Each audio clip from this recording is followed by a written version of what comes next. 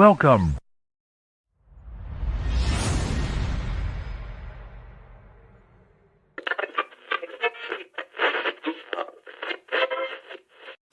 You're now tuned into STWF TV, the Parlay Perspective. The Parlay Perspective. Where we talk hockey. Feed Byfield around one man in on goal. Scores! What a goal! Quentin Byfield! And that gets Jim Fox out of his seat here at Crypto.com Arena. Basketball. Take matters into his own hands, Van Horn. Now, you got to get this in from Terry Stewart.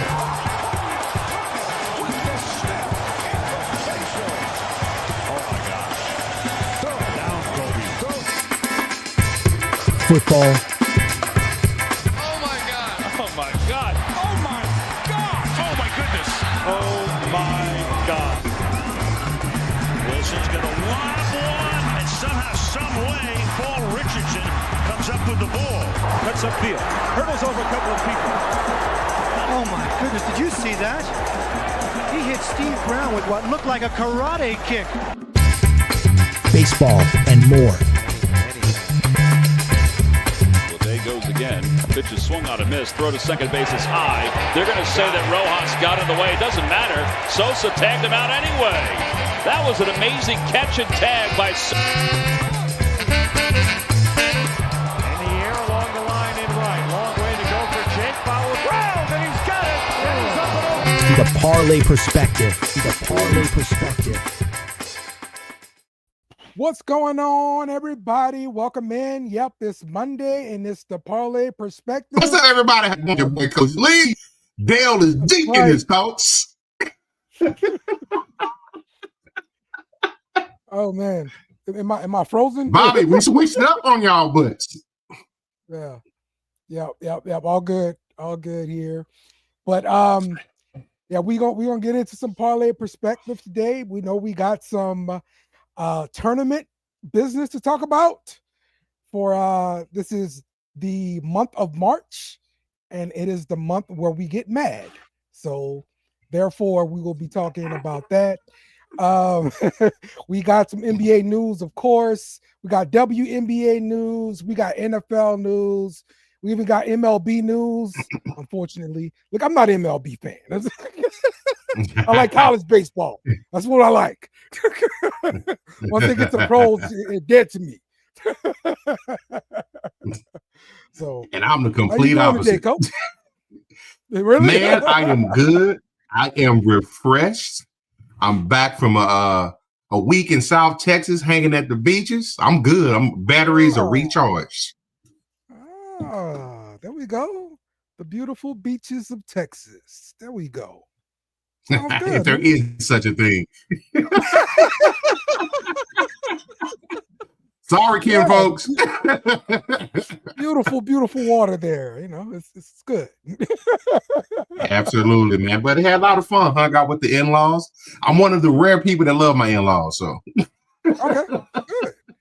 Look, that's a positive, man. Look, you're gonna be with them for a while. So yes, it's yes, sir. Yes, indeed, man. All right. So let's start off with the show here, man. Like, once again, we got March Madness beginning. Both the women's and the men's tournament is all set up. We're going to talk about both of them. And listen, Jake better get his ass in here, all right? Y'all want to talk this college basketball stuff, bring your ass. Everybody wants to talk, there ain't nobody here. Bring your ass. I don't want to talk about this stuff. That's how I feel about it. Okay. But I'm here. Hey, texting folks, messaging folks, talk March Madness. Set up a show, set up a bracket, all this. Bring your ass.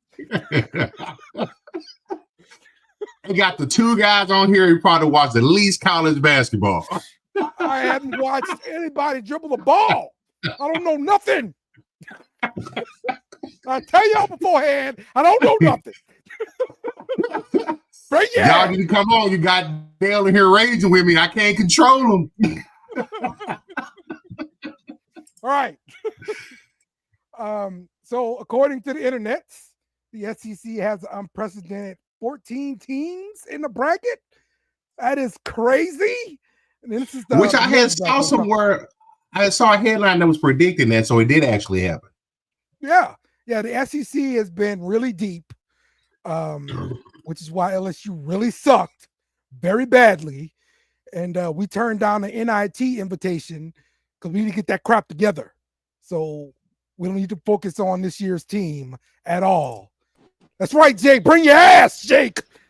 Talk about this damn college basketball crap that you want to talk about. College basketball crap.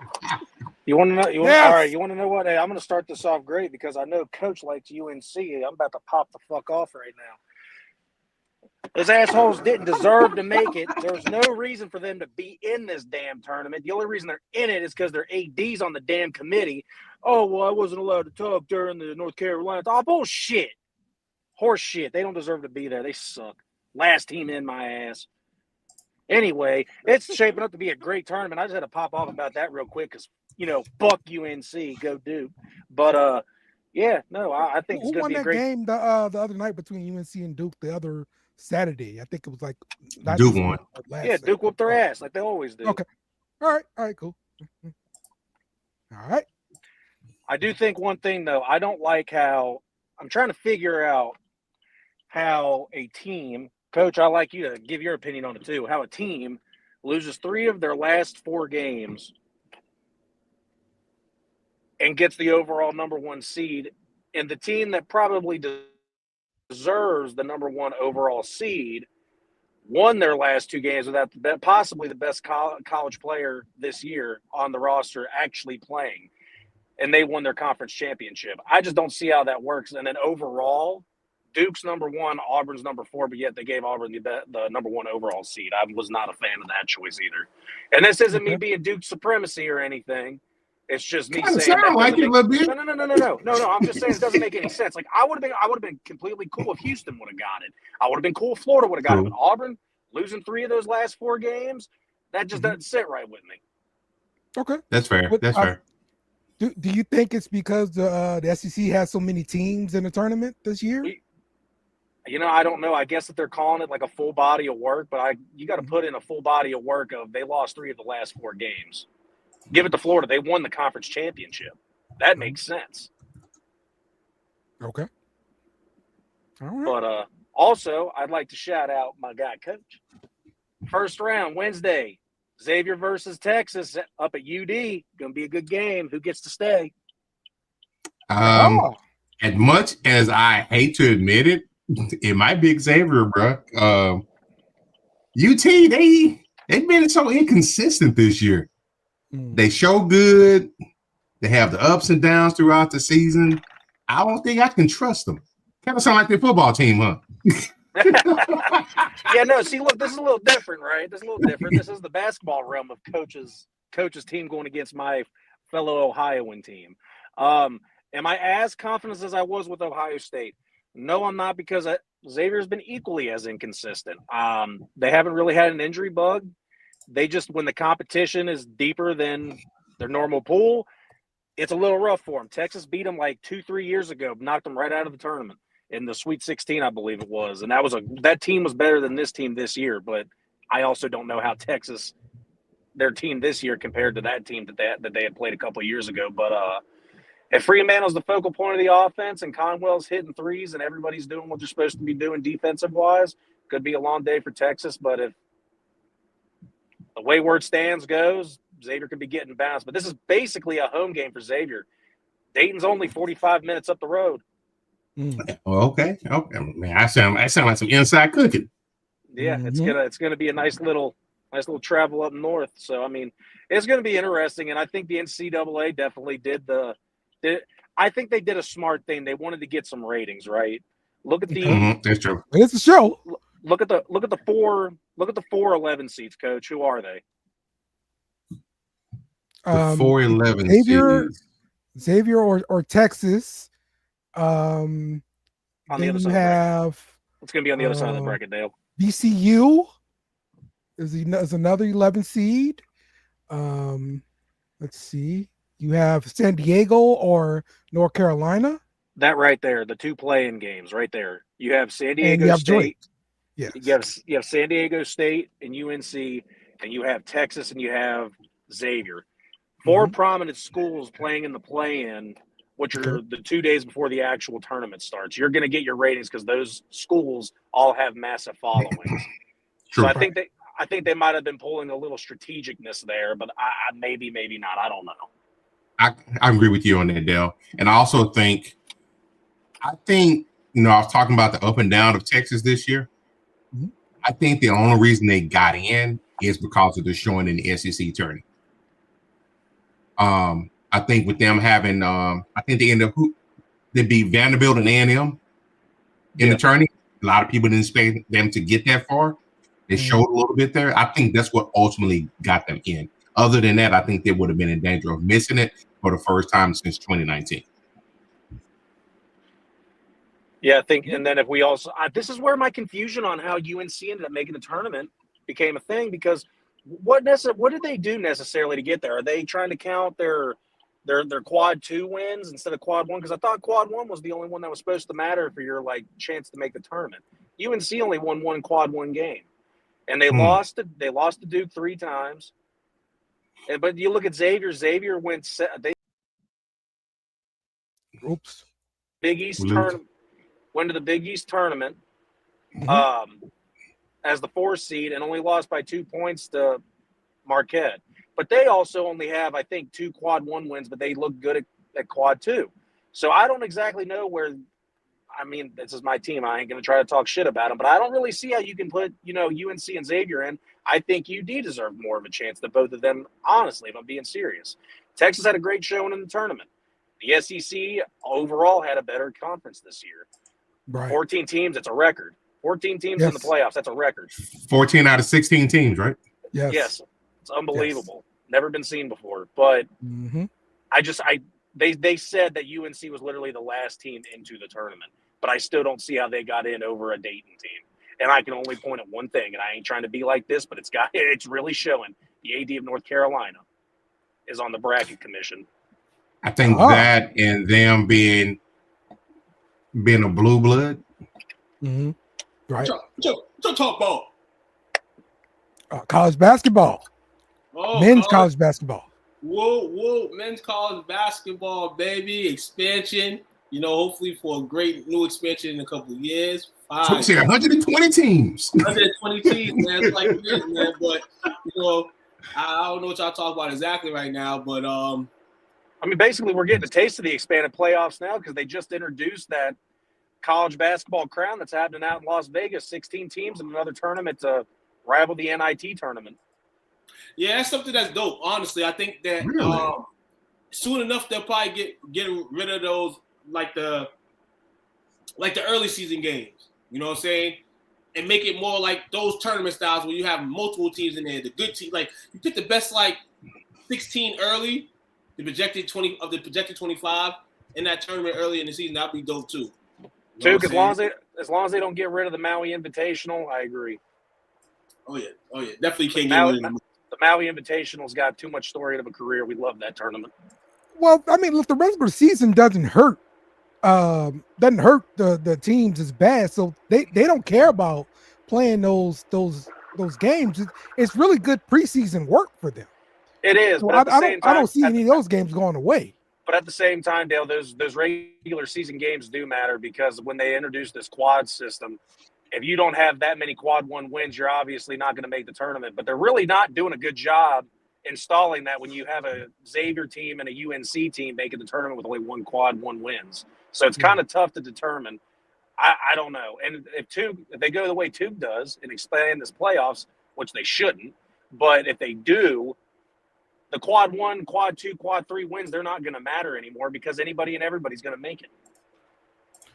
All right, give me some thoughts on some Cinderella teams. I like to talk about McNeese State. This is a team out of Louisiana. It's probably the best team in Louisiana in basketball. 29-6, 27-6 going up against Clemson in the first round. They're number 12 seed, and Clemson is the number 5. Does anybody give them any chance at all to beat a team like Clemson? I do not. Always a chance in March Madness. Mm-hmm. There is always a chance, but I don't see it because Clemson is probably one of the roughest, toughest teams in college this year. They roughed up Duke. They are gritty. They play tough, and they're in your face. And I think McNeese just got a bad draw. But historically, 5 seed gets upset by the 12th seed more often than not, so it could happen. Well, give me a Cinderella then. Who's Cinderella? Who should we be looking out for? Xavier, of course. Xavier's not really Cinderella, man. Cinderella here. I'll give Cinderella real quick. Here in the South. You got Michigan that won the Big Ten championship. Not a good solid regular season, but tournament time where it matters, they came through. I think 12-seeded UC San Diego at 30-4 can possibly get them out of here. That's a Cinderella I'm looking at right now. Great overall team. When you have juniors and seniors on your team, you know what I'm saying, against a team like a Michigan that may have, some youngsters, you know what I'm saying, some great young talent, that 40 minutes is definitely different. All 40 minutes in every game this tournament is going to be different. Because the tournament brings that to you, man. It's half-court styles. You got to play chess. So and possibly, especially in the tournament like this with all these teams, upset's always gonna be there. But I would, in the South, I would take UC San Diego to the game with Michigan. I don't know if I'll put them to be an upset on my bracket. Another one too, 12 seed Liberty. In 28-6, play number 5 Oregon in the East bracket. 2019, they shocked the world as well when they took down 5 seed Mississippi State in 2019. Rich McKay, the Flamethrowers, they used to this type of fire. They used to this type of atmosphere. And every now and again, they shock some heads. They shock a bracket or two, and potentially that can be it there and there in that region. The West. SEC, what they got? 14 out of 16 teams in their conference. 14 in the tournament. Out of 16 teams, sir. That's right. Phenomenal. I'll be shocked if 60% of those teams last during the weekend. Okay. One team potentially in Missouri. All right. The 6th seed, they go against Drake. They're a mid-major team. Definitely a criteria for a Cinderella in the eyes. Oh, man, you just stole my pick. Ben McCollum and those guys, man, they ball out. They ball out. They listen here. In non-conference play, though, it don't matter. Miami sucks. But Vanderbilt and Kansas State are great teams, and they tour in the NBC tournament. They are ready, I feel, to get to that eyes. And it's crazy that we talk about this because teams like have opportunity, potentially, to shock the world. You don't think they're going to shock the world twice. But that's another right. team. That's another sleeper team that I would take over here. And in the Midwest, we seen Purdue lose before. Wouldn't be shocked if they lost a High Point, the 13th seed in that region, Midwest. Nation's second longest winning streak for them at 14 games. And they're one of the most efficient offenses in the game. They ranked number 7, shooting percentage just about 50% from the field. And a Boiler team, they're decent, but they do have some defensive struggles and cracks in their defense. Okay. That's something I'll be interested in watching as well. So yeah, couple sleepers. All right.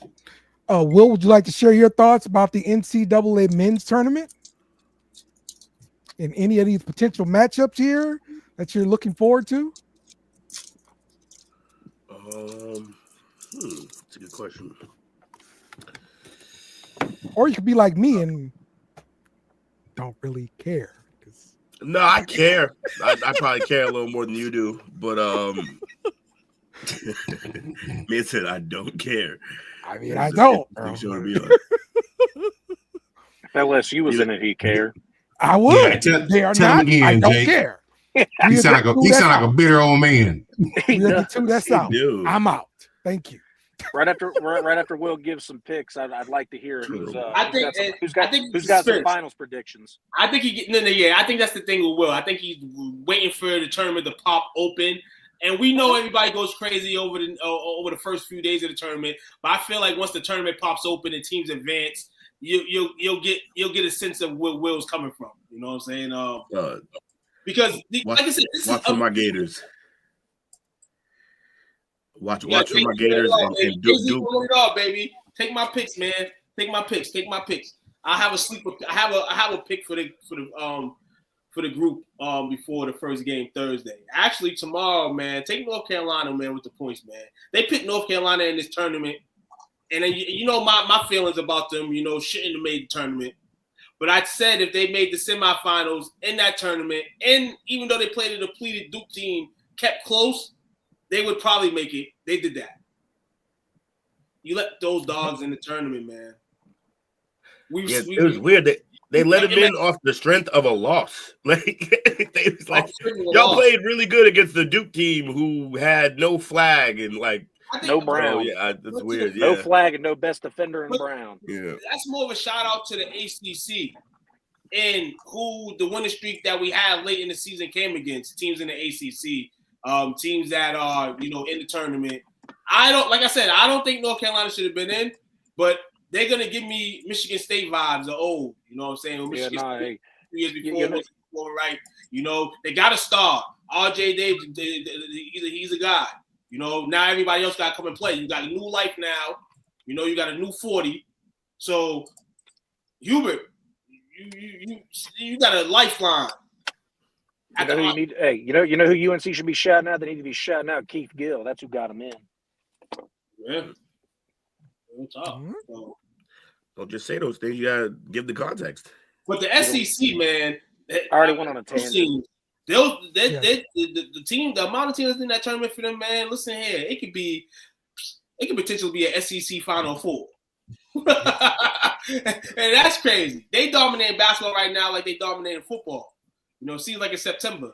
Yep, it's March. So Florida with the best of them. Auburn with the best of them. Alabama they have dogs, and then teams that got in like Texas. They got a good match with Xavier. That's gonna be a good one. Yeah, man, this is the time. This is where it don't matter what you know or who you know. I'm gonna give out a full bracket. I'm gonna give out a full bracket and post it later, probably tomorrow at some point. But I am saying my final national championship game is gonna be Florida going against Duke, and whoever plays better defense that game is gonna win. Well, be sure. Whoever scores more points, keep an eye out in the Sports Talk with Friends group. Shout St. John's, baby. We're going to be posting a tournament bracket challenge.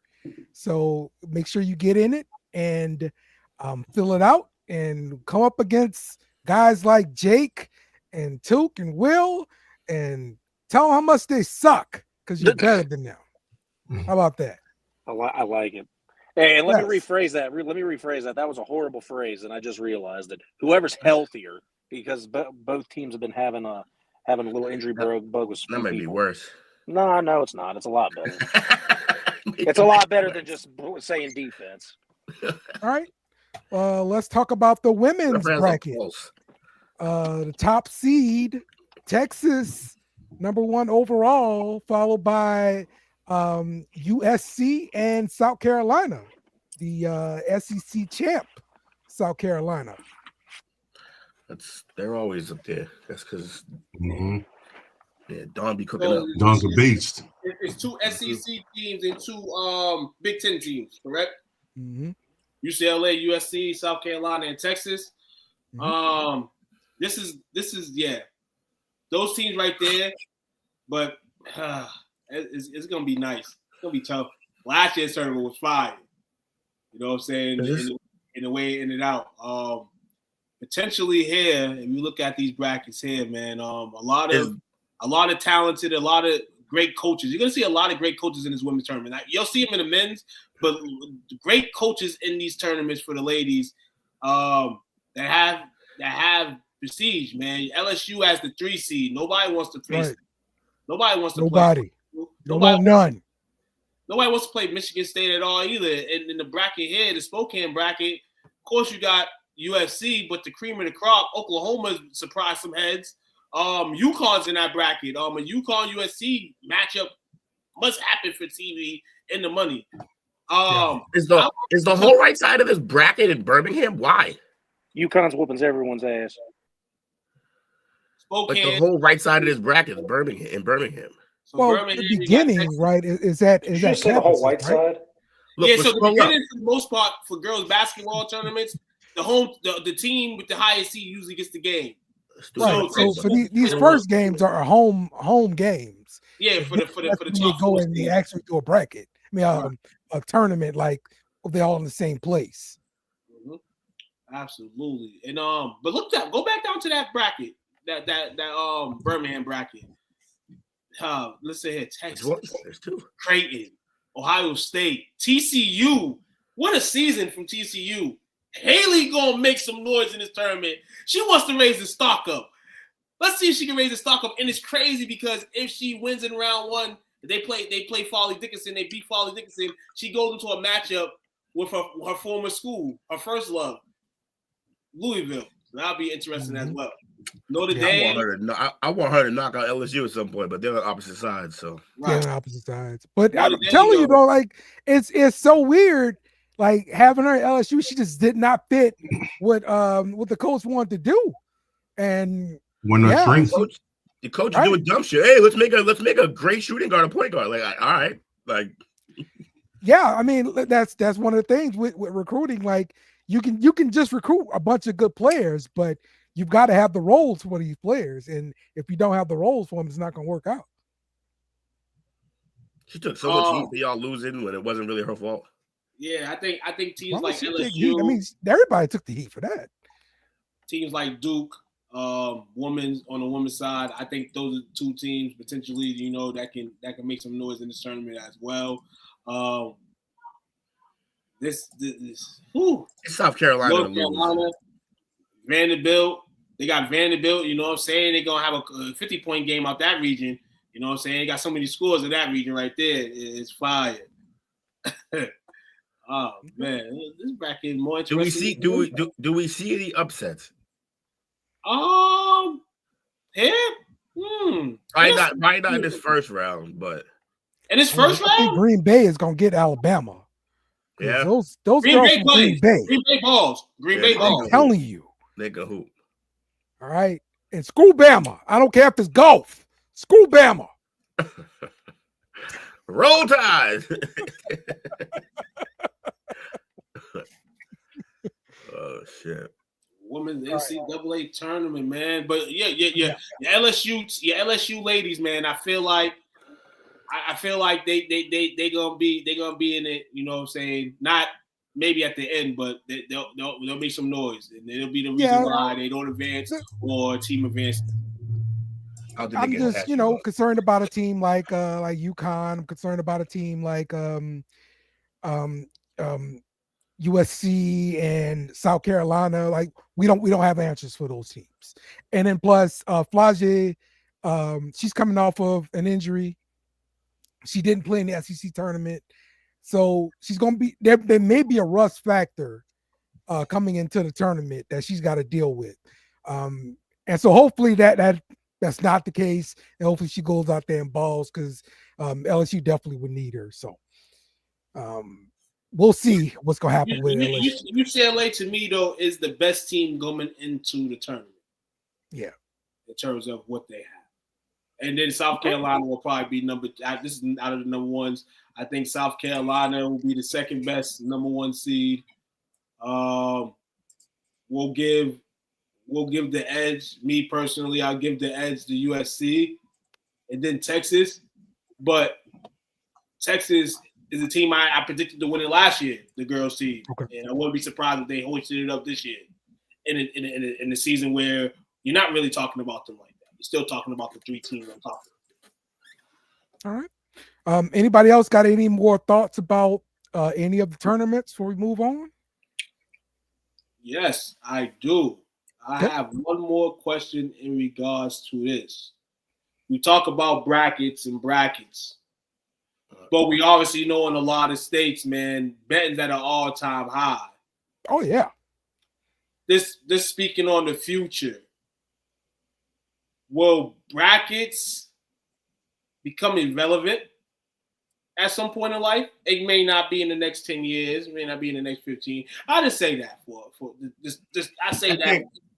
I think parity is gonna fucking take a huge chunk out of wanting to gamble on these brackets because it's all upsets. Like nobody is safe anymore because there's no more juggernaut teams. I've been saying this. I think parity in leagues is a great thing. I actually don't think parity is great for college basketball. I don't believe so. You get some good basketball games, but I don't know that it makes any more people watch. I think the casual fan for college basketball actually relies on the gambling or like the fantasy of it all. But it's almost dead because everything's an upset. There's nobody's safe. Like the only thing that's sure that I can believe in on both sides of this bracket for both men and women is I'm sure that South Carolina gonna be in the Final Four. That's all. South Carolina women gonna be in the Final Four. That's the only thing I feel like certain about in all of this. And I just think that while that's good for a product in terms of viewing like good basketball games, I don't know that it's gonna lead to more gambling, which is probably for the best. But yeah. That's my little soapbox about parity in college basketball. Okay. All right. Well, let's move forward here from the NCAA basketball and move over to NFL football, where we had this breaking update shock us. Chase and Higgins both get paid. For Jamar Chase, he got 4 years, $161 million, and for Higgins, 4 years, $115 million. I mean, at this point, the Bengals are spending all of their money on the offensive side of the ball. I mean, is this troublesome for this team? Can they go somewhere like this? No. And everybody, probably not. But this is what I like about it: is a short liking that they believe in themselves. We talk about how the ownership don't spend money like this, like that. That's true. That nature. They believe in this team. Now they can shoot them in the foot, and it could be a 30 for 30. But they believe. They believe with a balanced locker room and these guys on the offense. They can do some things. Now, maybe it may not be this year, but maybe in the future. I think one more screw needs to be unloosed from this situation, and that's probably the head coach. You make a money move like this, you're thinking something drastically is going to happen and change. And if something doesn't drastically happen and change, and you got these dudes locked up, who you getting rid of? Cincinnati says you get $100 million. You get $100 million. You get matter of fact, everybody checking on their seats. You get $100 million. Except for Hendrickson. Yeah, definitely for sure. Yep. And it's crazy because they have a defender that requested a trade that won $30 million and Trey Henderson, and they're not going to give that to him. But this is why. Right. They chose offense over defense. But everybody talking about, they choosing the offense over the defense. Well, hey, some teams, they have an identity. And that's another thing. We talk about parity and money, TV money and all that. They're staging their TV money. Their TV money is banked because every Sunday, somebody going to want to see these two receivers and that quarterback. High flying show. They all like to see it. So, I'm like, for perspective from them, the fan base, yeah. This is definitely cool. I was talking to Will about it last night, and it's actually Will's fault, and I've kind of changed my mind on the whole idea of, this ain't going to work. This is going to be the Dan Marino Dolphins of the 70s where they couldn't win because they didn't have a defense. He was like, well, then what's Peyton Manning's excuse? He was like, he had Reggie Wayne and Marvin Harrison, and look at them. They didn't have much of a defense. They might have had a couple defensive linemen, but look, if they sign Hendrickson, they can. And them signing Jamar and Tee Higgins long-term opened up a lot of cap room. It did. I don't know how it did, but apparently I've looked into it, and I've had other people tell me when you sign guys long term, you open up cap space. Now they've officially they've reignited talks with Hendrickson, so it might end up working out.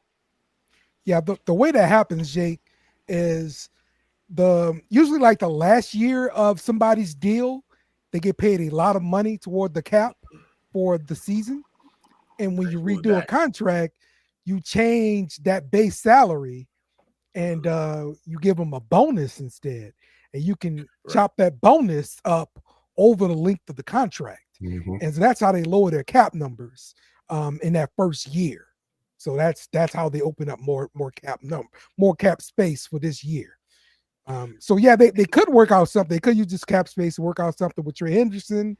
How old is he?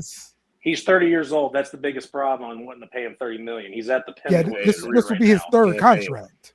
They're probably gonna lessen the hit with these contracts they just signed and front load Henderson. Just say, hey, we appreciate your service. This is your last bang out hurrah.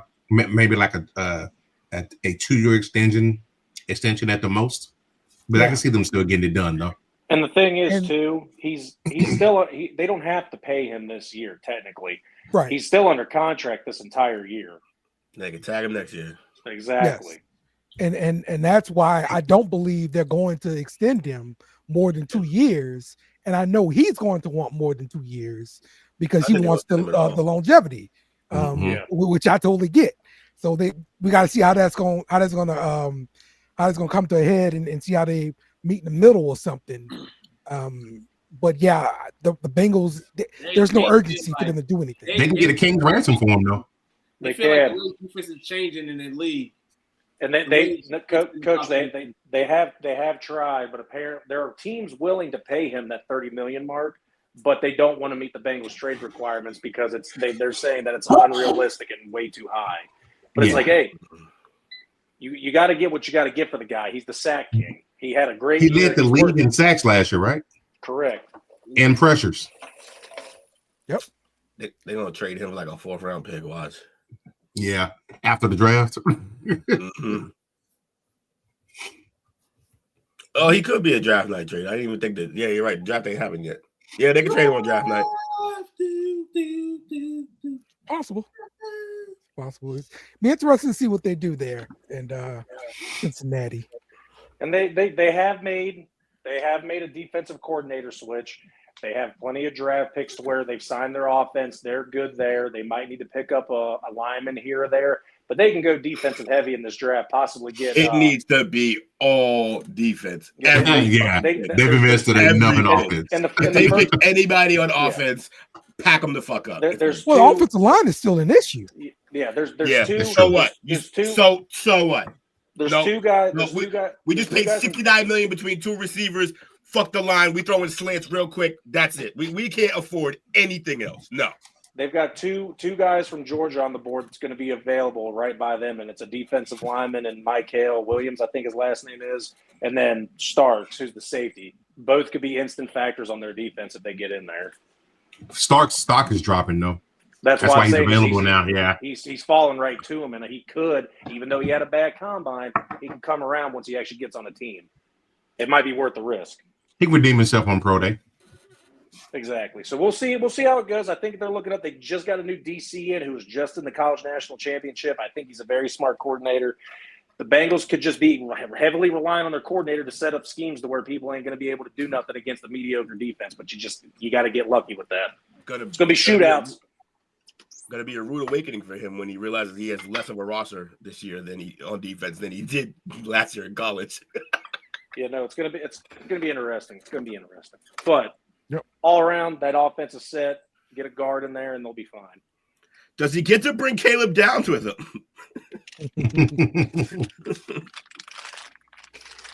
All right. In other news in the NFL, Derek Stingley just signed a record-breaking deal. 3 years, $90 million, including $89 million guaranteed. The highest paid defensive back in NFL history. Kids, this is why you want to come to LSU. Okay? This is why you come to LSU. That's his angle, huh? Yeah, we knew where this was going. Look where the money is, kids. Just go look where the all the money players is. we're talking about went to LSU, right? Jamar, Joe, Stingley. Is that gonna apply to Oregon when we make our guy the highest paid after this? Because I hate this deal. It's gonna fucking make us have to pay everything for Gonzalez. But does that apply when we gotta sign Gonzalez to the next greatest contract the corner ever got? Kids, come to LSU. You want to be great. You want to get paid.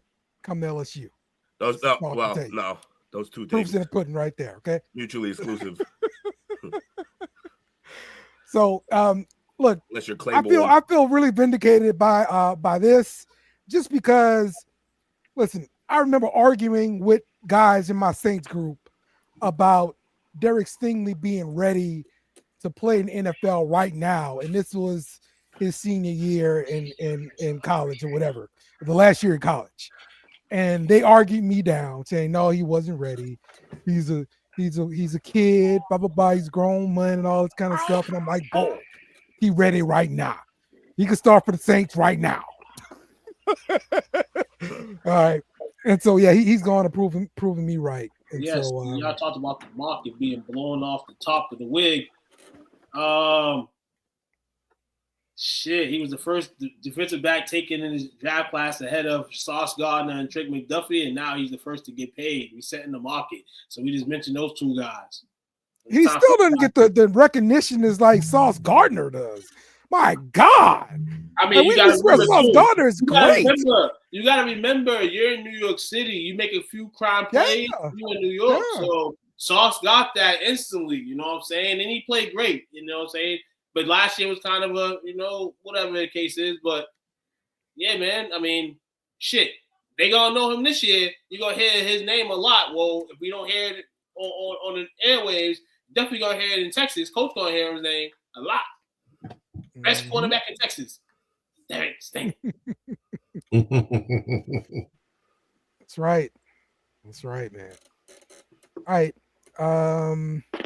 Ronald Darby signed a 1 year, $2.5 million contract. All right. Here we go. All right. Cowboys beef. Coach Micah Parsons reacting to DeMarcus Lawrence here on Twitter. Yep. So while Dale tooting his own horn, I'm gonna toot my own horn a little bit here. Toot. I think at one point in time it might have been this past season, maybe year before. I said there was a little underlying fire there between these two, that something just quite wasn't right. Now it's starting to come out to a head. Tank on his way out, he made the comment, I'm gone now. Dallas is still my home, but I knew I was never going to win the Super Bowl in Dallas. That's fair. It's not rocket science. That's just been trending for the last 29, 30 years. Nothing new. I think what pissed everybody off was you didn't even have to say that. It's like you took a dig on your way out. Kind of like what's my guy name? Like Randy Gregory did. He took a dig on the way out. Swartz took a dig last year, but neither here nor there. Michael fired back and said that this is pretty much jealousy. This is what jealousy looks like, and it's some clown shit. I agree with Mike on this. Tank responded back. Maybe you spent more time, I think playing or being more productive versus tweeting and more time winning. I wouldn't have left. So somebody made a point to Tank probably been hating on Micah since Micah got there. You got to think at one point in time, Tank was the defensive captain of the team. Yes, absolutely. He came up that corny ass Hot Boys moniker and stuff like that. But Micah comes in, gets instant love, instant success. Me personally, I think this is good that he's gone, because I think Micah says a lot, but I think Micah also still has respect for the game, for the team at the end. So he never really just stood out there. He let Tank be the leader of the team. He just produced, did his thing. And I think he was wanting to see, because he's been pretty vocal. Like, he called out the front office. I got to do a lot better and try to get some help here. He wants to be the team leader, but he still has respect for those that are already there before him. Tank's gone now. I don't think that guy has that in him. I think this will quickly turn into Micah's team. I did like how Playmaker, though he spoke out about it, and he gave Tank a warning. He said, "Be careful. We understand you upset. Go be great in Seattle, but don't shit on us on the way out, because you do not want to be excommunicated from the family." I think he meant that. Nope, you don't, because I mean, how much of your career is gonna become better than when it was with the Cowboys? And honestly, for DeMarcus Lawrence, it'd been time. How many years I've been raving about this man? They need to let him go. The production wasn't there no more. You know what I'm saying? It wasn't there. But yeah, Coach, I agree with you. The kind of jealousy hit from Lawrence being that guy in the defensive squad, Parsons coming in. Parsons the guy. And old people can't take that sometimes. When a young person coming in about to get that bread, way more bread than you, because the market is different. But in terms of the argument, I'm going to give Tank the dub. I'm only going to give Tank the dub because he said what everybody else has been saying. You online too much. You tweeting too much. You podcasting too much. But Micah, this is your time now. You ain't got a guy like Lawrence that's going to go out there and not tweet and play. You're going to have to go out there and ball up, man. So in that little shape, I took Tank for the win just with that line, man. If it was just nothing else said after that, I think Parsons' comeback was dope. You know what I'm saying? The way he did it. Clown shit. You know what I'm saying? Like, we ain't tolerating that in Dallas. Whatever team I'm on, we're not tolerating this. Yeah. You know what I'm saying? It's clown shit. But and I like how he stood up for his team in that aspect, too. I think one of the ESPN shows was saying, like, the problem that they had with it is Micah feel like he has to be involved in everything. I like that. Because at this point in time, no real leader has stepped up on that team. And that's part of the issue they have. There's been no culture there. Back when they had the triplets, even though Aikman and Emma was there, that was Michael Irvin's team. He was the leader on that team. All his flaws that he had and his transgressions, at the end of the day, when you thought about the Cowboys and that pulse and that heartbeat of that team, it was Michael Irvin. I think Micah can be that now that he's got some of these old heads out of there that have just been content with being mediocre. They have been. You got paid. I'm a Cowboy. I'm getting this money. And Tank got paid like he was a sack leader every year. He got paid some real good money. Now, granted, Tank was probably the best run defending defensive end in the league, but he got paid like he got sacks, and he didn't. So we appreciate your service here, Tank. Micah, they're getting him out of the way. It's up to you now to do what you need to do. Either you're going to sink or you're going to fail. And as far as like the tweeting part, I'm not a big fan of it either. But he's branding himself already. Micah's going to have a career after football. He's probably going to get about $250 million from the Cowboys. Yep. I'm going to get another $250 million from Barstool or somebody else. Hold up. Go ahead, Will. No, you go ahead, Will. At some point, we got to ask ourselves why so many people got something to say on the way out of the door at Dallas. It's not just one guy. It's multiple people leaving and have something to say. Because everybody likes to be petty. Yeah, I don't know if it's just petty. I mean, there might really be a problem in that locker room.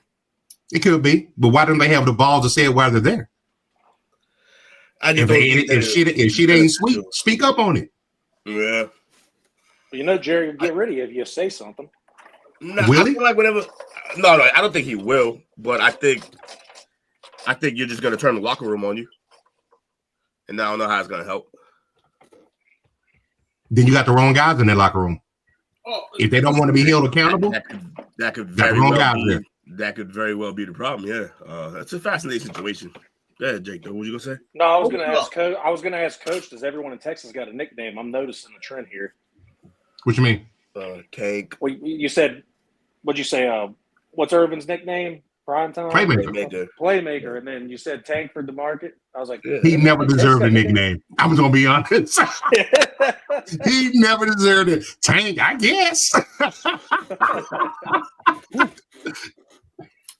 More like Hugo, but I get it. Yeah, more like a Ram 4. You said Ram 4. What a bad training. Yeah, but it's gonna be interesting to see. Like I say, now this has technically become Micah's team. I think everybody tunes Dak out. They tried to downplay it last summer when Diggs got in his ass, but he meant that. Dak's soft. Dak real soft. It's part of the problem. He said, and he's a company man. He says all the things that need to be said in front of the camera. Okay. Back to that Stingley thing real quick, though. Mm-hmm. This is going to bite them in the ass. Okay. Because they're going to have to make a decision. What's that? Do you pay Bland and let Diggs walk?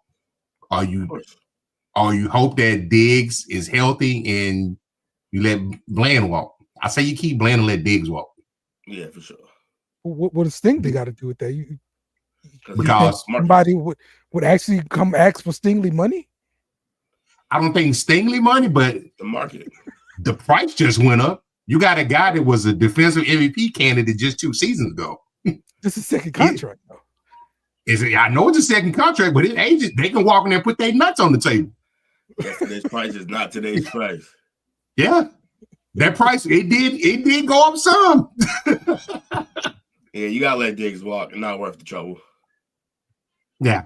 They had issue with how he rehabbed last year. I think the fact that they even let that slide out into the media, that planted the seed. I think it's going to be a June 1st cut. And what were his last 3 years? Interception leader, but a dirty rug. The next year he locked up, really played great defense, and then the next year he got hurt. And next year he got hurt. So like, it's just who is he? Yeah. There's no. He's a man of many hats, and we don't know what hat he's going to bring today. So you can't pay that man. Well, from my opinion, I thought he's a boom or bust kind of player. It's either it's an interception or somebody done beat him deep. Initially, yes. Initially, that was 3 years ago, as Will mentioned. Yeah, right. That was next year he locked it. The next year he locked shit down, but he didn't have all the interceptions. And like you said, last year he got hurt, and then he didn't rehab very well. And they needed it. The next year they didn't need it because fucking Bland was picking everything to the house too. Yeah. So it was crazy. Maybe Big Bro come to town. I hope not. Let's do our mock draft then. After the first wave here of free agency. See Will over here. A very good week of free agency, by the way. Some shit got shook up. Yeah, absolutely. We're getting mocky. Why you getting in the tank already, Will? What's going on? Huh? I live in the tank. I don't know what you mean. I'm reporting live from the tank. Yeah, you heard? We're just not going as deep as the Titan went. All right, so let's sync this up right here. And here we go. All right, who we want to work with today? We're gonna do our teams, obviously. So let's get these here. Why is it so close? Back up. Jesus. Get up off me. Patriots, Cowboys. Luka trade affecting the NFL too? What you mean by that? What's the question? See, the Luka trade is affecting the NFL too. As far as like anybody's available, I'm assuming. I'm trying to put this math together. I'm trying to see what he's saying. Let me think. This math ain't math. Nobody wants to be in doubt. I don't. Yeah, there you go. That can be true. No, somebody mentioned last week that Luka leaving something sold out of Dallas. That was City said that. Yeah. Crazy. Yeah. Who said what? City said that Luka being traded pretty much took the soul out of Dallas. I'm gonna tell you, man. I'm in this Mavs room. These motherfuckers still crying, man. they got a right to. They got a right to. No, That trade was no. It was absurd. Games, maybe. You don't trade a guy who's a fucking franchise face at 25. Those are new Mavs fans. Like I said before, we did it with Mark Aguirre. We did it with the 3 J's. This is not new in Dallas. Yeah, but it's not about being new. It's just bad, or they stop doing it. We make bad. We like to be irrelevant basketball wise. I'm used to it. I always say that men and Cowboys have an abusive relationship. Men and the Mavs, they just be beating my ass, man. Y'all gotta start. Yeah, y'all gotta start. Hey, you keep going back to this.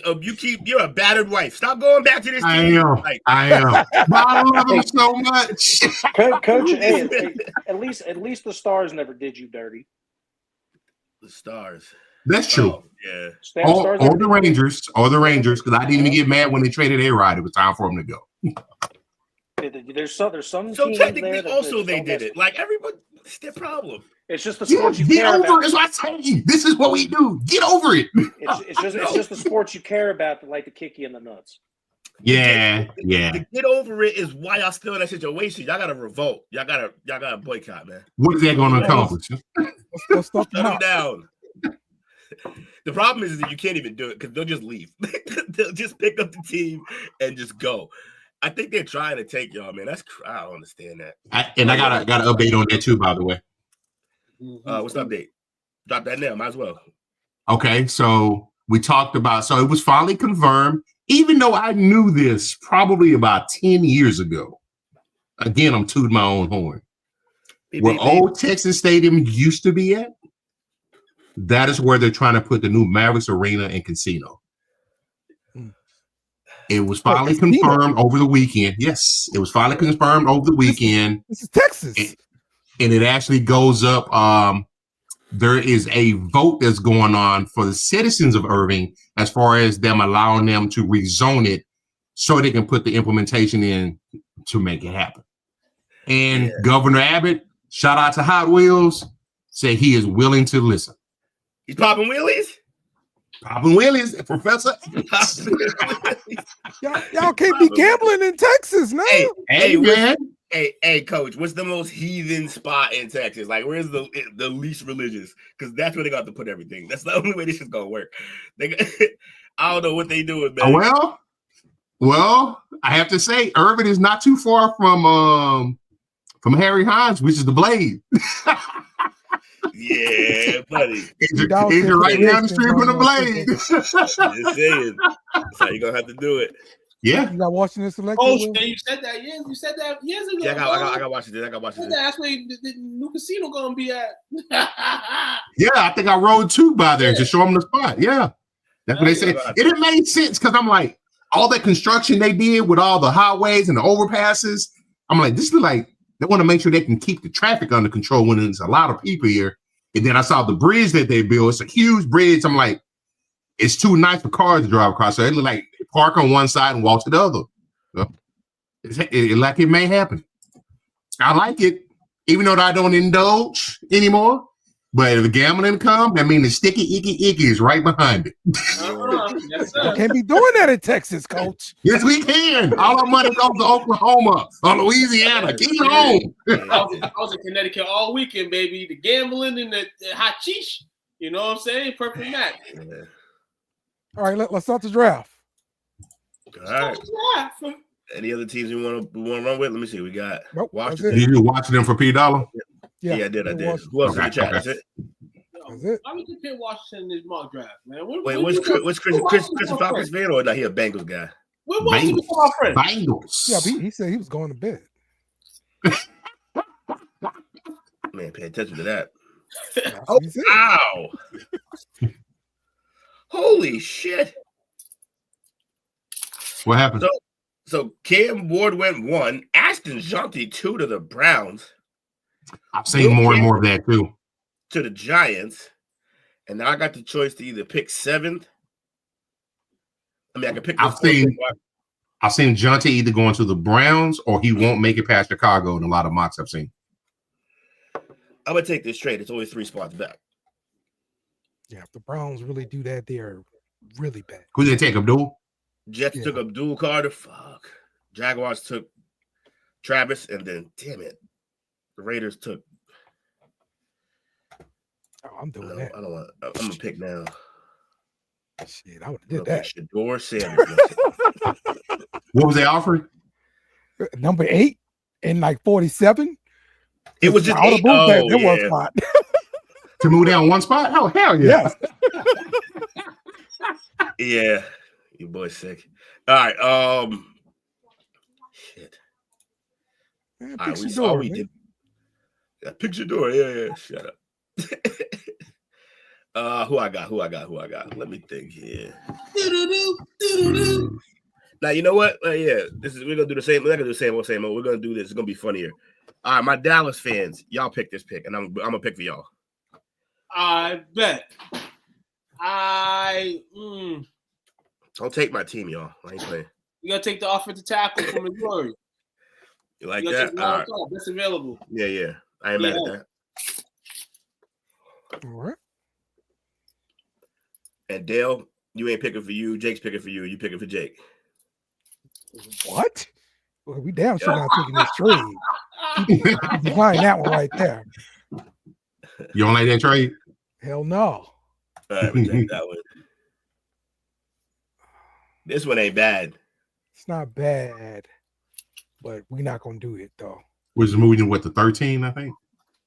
Moving back to 16, and you get the 47 and the third next year. The third next year is whack. Fuck it, we don't need that now. Yeah, all right, reject it. Where's Jake at? Jake here? Yeah, he on mute. I'm present. All right. You fixing some food? What you picking for Dale? They need everything. Yeah, you pick ain't lying. You guys do need a quarterback. I'm just playing. Pick one. It don't matter. Do they take Shador here? Yeah. We need everything. Yeah, go ahead. Saints get Shador. That'd be funny. Although I want look. All right, so let's just look at the teams here. If they don't pick them, the Bears won't. Would the Niners? Niners might do it. And then if they didn't, would Dallas? They would have to, right? They wouldn't do it. They would have to if he's on the board. Not that high. Well, hold on. Miami could. No, hold on. Don't take Shador because I do want to see where he falls. I want to see what happens. I want Shador. Well, it's not your pick. Go start building that offensive line again. Get Kelvin Banks. Kelvin Banks. That's your guard for the future. Guard. He was a tackle to UT, boy. He's projected to be a guard. Jalon Walker, Mason Graham. I forgot. They're picking. No. This is mania. No. I'm picking. You're taking Shador. It's chaos. It's chaos. You gotta take that man. You have to. Yeah, I think you have to. Hold on. Hold on. If Dallas is who we gonna think, if Dallas fans, I would take that one. A lot of hot dogs fans like who we are. This is crazy right here. No bullshit. What's Pittsburgh I offering? would take that trade. You move back just to the 21, so you move back 9 spots, but you also get a first next year from Pittsburgh. Yeah, I'll take that. That's crazy. This one is nuts too. Holy, that's a lot of. That Philly? Yeah. Why would Philly move up here? What would Philly move out of here? They ain't finna trade down to pick somebody to beat our ass with. Right. I'll take that Pittsburgh one though.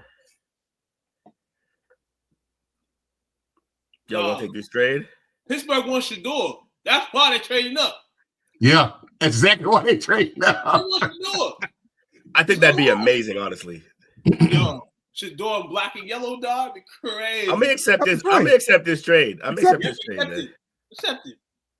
Shador Sanders to the fucking Steelers. Wow, that's crazy. If that happens on draft day, we're gonna lose our mind on this show. His stock is falling. He gives Mike Tomlin life. Him and Cam. Life. All right, Bengals. This is you, Dale. You get to decide. Oh, they're going offensive line. Reject that offensive line. Taking his team. They definitely got to go offensive line. They got to protect their investments. I would take that one. Accept that. Take this trade. Yeah. Yes. Matthew Golden to the Broncos. Malachi Stark to Seattle. No. Perfect fit for him. James Pierce. Cincy. All right, now you got to pick. Oh, you can go back too and get an 86 as well. Drop a 193. Oh, wow. Trade back again? No, reject it. Did I trade back again? No, reject it. All right, go to tackles, offensive tackles. Oh, the best one's right there on the board up top. Oh, he's from Ohio. All makes sense. Yeah. Okay. Josh Simmons. Then welcome to Cincinnati. This dude, he said, we're gonna just try to score 80. That's it. We're not even gonna play defense. Hey, they got to protect their freaking quarterback. They've been needing offensive line since he got there. Chase. But by that logic, they've been to a bowl with that shitty line. At that point, why bother? All right, okay. Dallas. I would take this trade. I'm gonna take this too, I think. Let me see. Ooh. Move back 9, but it's all picks in this draft. Yeah, I'll probably do this. I like that one better. Let me see. I reject you. I rebuke. Nick Ebenwari, I'm a big fan of his. Jede Barron, too. All right. We're done trading back here. Fuck you. All right, here we go. Barron went. I'm about to make Took super happy. Igupa? Emeka Igupa? Ibuka. That's it. That's what I would pick. I bet you would. But Ibuka is basically like a CD Lamb. You gotta have two of the same guy. You need some speed out there. Yeah. I'm going Luther Burden for these guys. They need a running back, though. You know what? Nah, we've discussed this. The running back will be there in the second round. Luther Burden, the third. The Dallas Cowboys. I get Tuka's receiver so he can stop saying they need a second receiver. Still got Luther Burden, who probably would have picked that 12. Yeah, that was a great. Ooh, Loveland to the. All right. Washington is who's in the chat? Is Pete still here? Pete should still be here. Yep. We'll end the chaos for him. Let him pick for his own team. You got P. Dollar.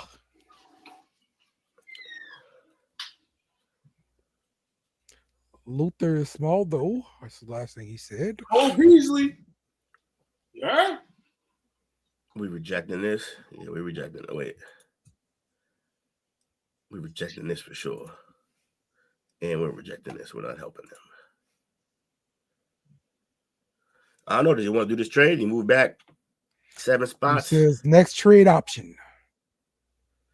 That's the best trade option I got right there. You move back to 36, but you get a 70 and let go of that 128. I wouldn't do that one. You wouldn't? Mm-hmm. Okay.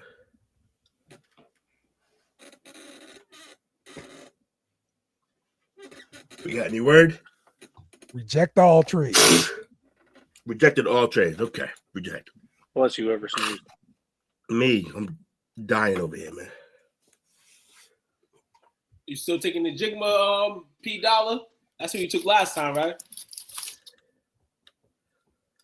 Ibuka. I think you took Ibuka last time. It's with the draft pick. Jesus Christ. Thank you. You're in the clock, P Dollar. Washington gonna be in the top 10 next year. You're gonna lose your pick. Pick gonna go to Dallas. P if you don't pick.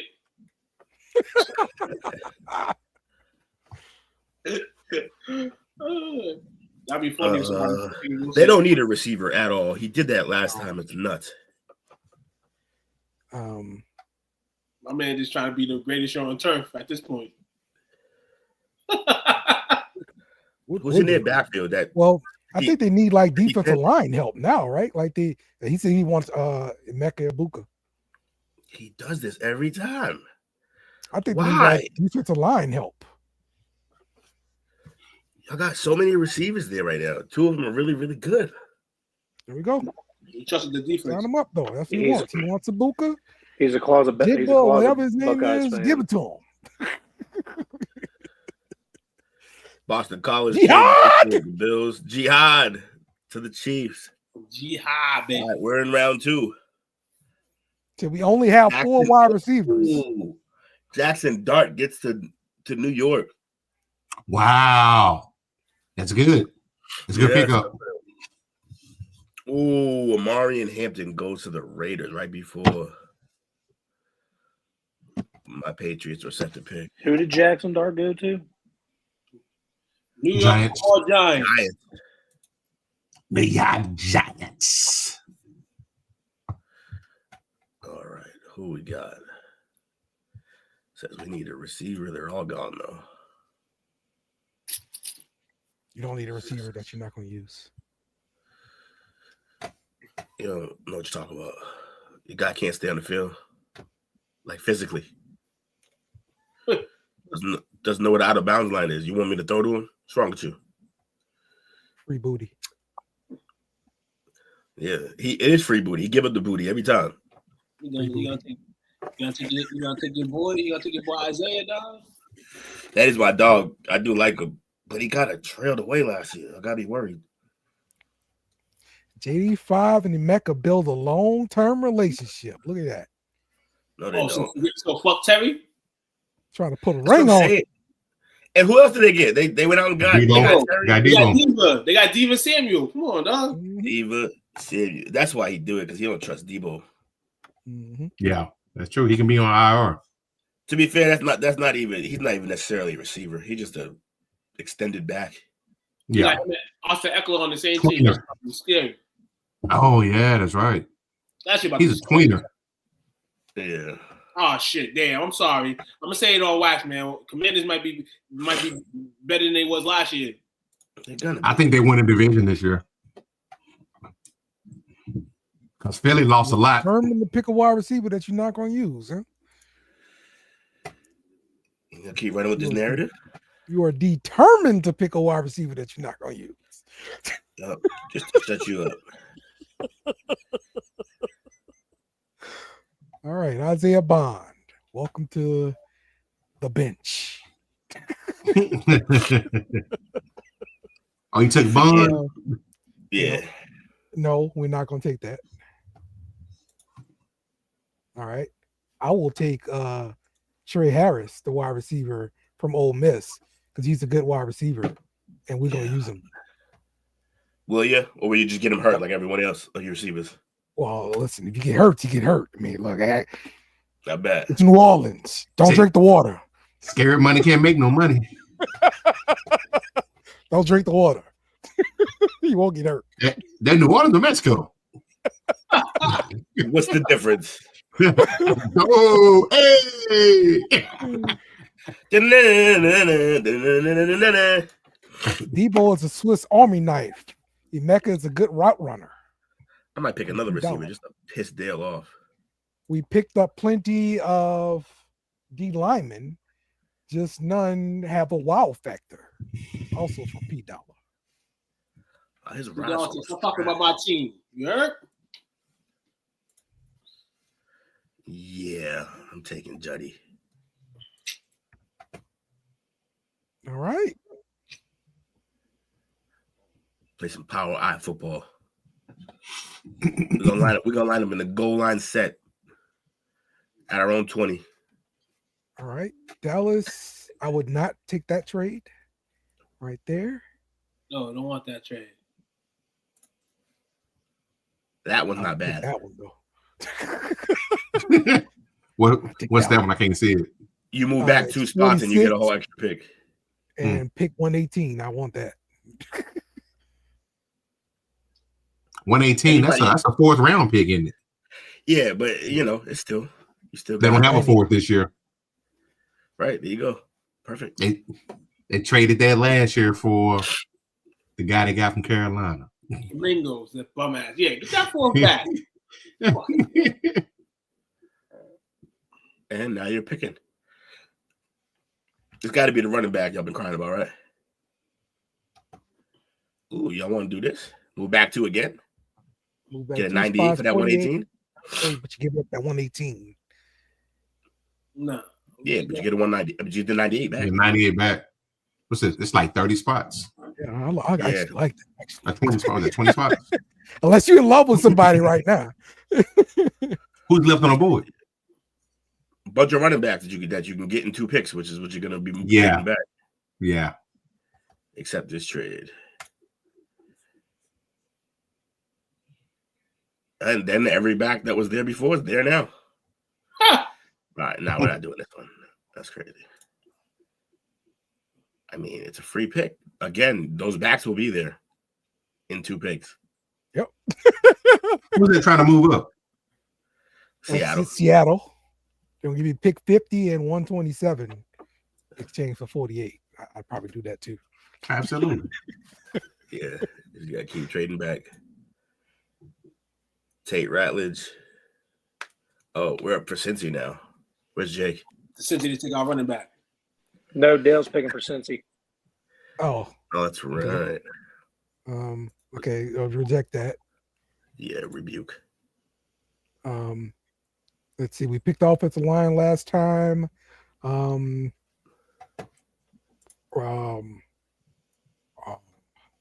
they need defense. Running back. They need running back. God, Dale, what do you do? You're the worst. They need running back. They're going to get scattered. Realistically, they don't need a running back. Yes, they do. Who? That's who? What they got? They got Brown and yeah, Brown is small, man. So what? Brown totally did a rock last year. That's what I'm saying. He did fine. He's small. You think he gonna last again? I want you to know if this was they would fire you that night on the spot. They would fire you. Awful. These are awful picks. You're picking offense for a team that just spent $100 and something plus $1 million on one side of the ball. And you're like, let's just keep drafting offense. This is crazy work. Just gotta put in there, man. Who are you picking, Dale? Gotta that pick. Yeah, pick that running back. Hey, don't worry, folks. This is his last to go along with Chase Brown, Zach Moss. Is P-Ron still there? Last year. Zach Moss did nothing, bro. I had him on fantasy team. He did nothing. Yeah, he got hurt. He got hurt, and then the small guy came in and housed shit. That's what I'm saying. Chase Brown was the man. Yes. Yeah, so let's dive into that. You're damn right. You'd be fine. They would take your clipboard on camera.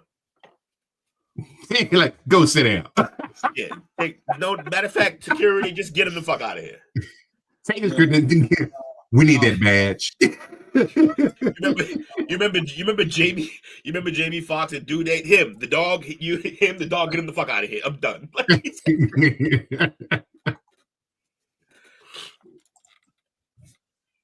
Ooh.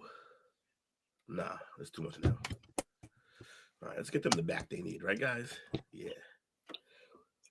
But who's it gonna be? We want to keep trading. We want to trade all draft. Nope, you're done trading. You're done trading. Caleb Johnson. Hey, we got to hell. Philly got 20 picks in the next 2 drafts. Right, exactly. Trading back and shit. Travion, y'all want Travion Henderson or Caleb Johnson? I would take Henderson. I'll take Henderson. Give me Henderson, dog. But listen here, we back to the boys back in town, man. We got a receiver, running back. Let's go. No excuses for that. No excuses for that. Absolutely. If these guys paying out to who they be, ain't no excuses for him. All right, who you want now? Oh, we get another one? Oh shit, where we at? Yo, what we need? We need a guard. We need a guard, right? Yeah, Wyatt Miller out of West Virginia. Or Cameron Williams, but he's a tackle. Cam Williams from UT? Yeah, I take the guy from Texas.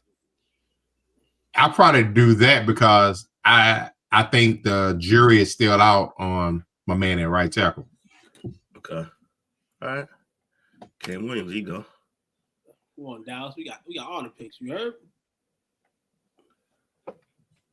Milrow to the Browns. Kuba. I'm gonna learn from Deshaun Watson. Oh wow! This is how you get the good massage. Yeah, Tyleek. Damn, Tyleek Make sure Williams you all the way to Chiefs. This is awful. Always forget the towel. You got to set up the plate.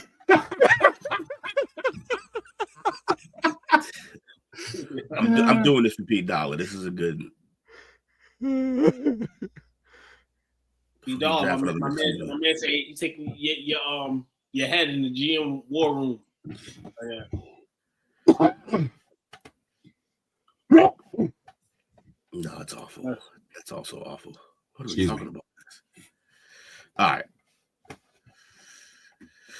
That's what's available, man.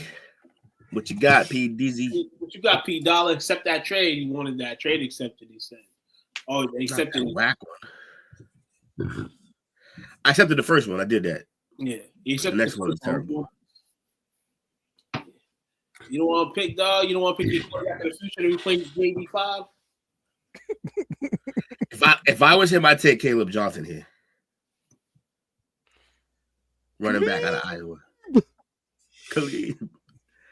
Khalid with a K. Khalid, baby.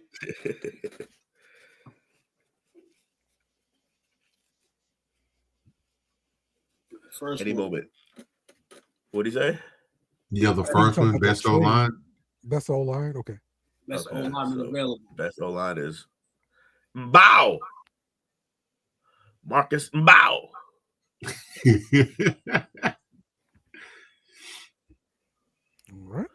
All right. So the results for the Bengals, they got Josh Simmons, offensive tackle, and they got Cameron Scatterbull, the running back. Mm-hmm. Surely dooming themselves to being terrible because they did nothing on defense. Awful. Everyone's going to get traded. I give that a rank of F. Cowboys. Little biased. I made these picks, but I think we did a great job with the Dallas Cowboys here. We got Luther Burden, which you needed another receiver. You needed the running back. We got Travion Henderson. We also got you an offensive tackle, somebody that might be able to move around, and a first-round pick next year that belongs to Pittsburgh. I give this is like an A. This is a great draft. We're about to get a quarterback next year. Next year's draft. It's a great draft right there. Baby. It's the Mocky way. You heard? The Aki way, the Mocky way. That's a great draft. Let me get Luther Burden the Mocky way. You heard? And then for my Patriots, everything here we needed. So happy with this. We got a good offensive tackle, Isaiah Bond. As Dale says, we both try to. Anyways, and we got Judkins. I give this a minus. Probably could have got a better receiver earlier on. Saints. Not gonna use. Saints, Kelvin Banks, and Trey Harris. Boosting that offense so that they can go 7-9, 7-10. Or worse, because it's the Saints. I give this a B. Offensive tackle is important, and we'll see how good Trey Harris is. And then we got Washington, who I'm going to keep failing him. I'm going to keep giving him a D to keep picking Emeka Ibuka. He's a good player, but you don't need a receiver right now. But I do like the offensive tackle, though. All right. So, and then full results in case people wanted to see what else happened here. Browns shocked the world at 2. That'd be so running back the second overall pick. Absolutely is absurd. It's absurd. Insane. It's absurd. The Giants cooked. They got a great offensive tackle, and then they went and got Jackson Dart in the second round. So I think they addressed 2 needs. Mm-hmm. Who else we got here? Oh Lord. Oh, shout out to the Steelers. Man, would the pressure be high on Sanders for that move, though? You're going to Pittsburgh, which is Title Town. Yeah, it's the prestige of that city. And not just Title Town, but of the top 20 quarterbacks all time, they have 2 of them. Yeah. So that's some shoes to fill. And you have weapons pretty much everywhere on that team right now. Yep. So that I would love to see that. I really kind of hope this happens. I hope this exact draft happens. It won't, but it'll be funny. All right. All right. So that wraps up our mock draft for this week. They'll try to get out of here. Listen here, West Virginia governor announces that they are suing the NCAA selection committee over leaving the Mountaineers out the NCAA tournament. That's right. God. Get them. Go get them. Wasting taxpayers' money. All right. Let's talk some WNBA, man. There's been talk of a potential strike. What are they striking for? Well, strike for your rights. Apparently, what's going on is the new CBA is happening. They've opted out of the old one. New one is happening.